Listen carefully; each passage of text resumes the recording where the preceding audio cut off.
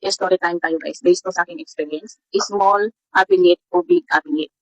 Isa-same kayo na nag-promote ng product, pero dito tayo sa small affiliate, si big affiliate. Once si big affiliate nag-promote sa isang product, na same product sa pinopromote mo, pero nakita mo sa kanya nag-trending, ang sayo hindi. Bakit? Dahil nga hindi pa tayo kilala sa market. Wala pa tayong buyers masyado guys na nagtiwala sa ating product. Kahit gaano man siya ka-trending, pero once kung yung customer o buyers hindi pa nagtiwala sa'yo, hindi talaga bibili at bibili. Napansin mo sa dalawang guys, sa small or sa big affiliate, doon talaga siya sa big affiliate dahil kilala na siya sa market. Ganon tayo. Kahit bibili tayo ng mga trending product, once na hindi tayo kilala sa market, hindi talaga tayo papaldo.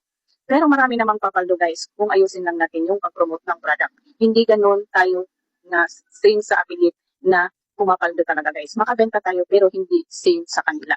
Yan napansin ko sa akin guys. Kasi hindi pa tayo kilala sa market. Pero kung once na kilala na tayo, kahit anong product na ibenta mo matrending, papaldo at papaldo ka. Kaya ikaw kung gusto mo ditong pumaldo at gusto mong makilala, consistency is the key talaga guys. Kaya tuloy-tuloy ang laban.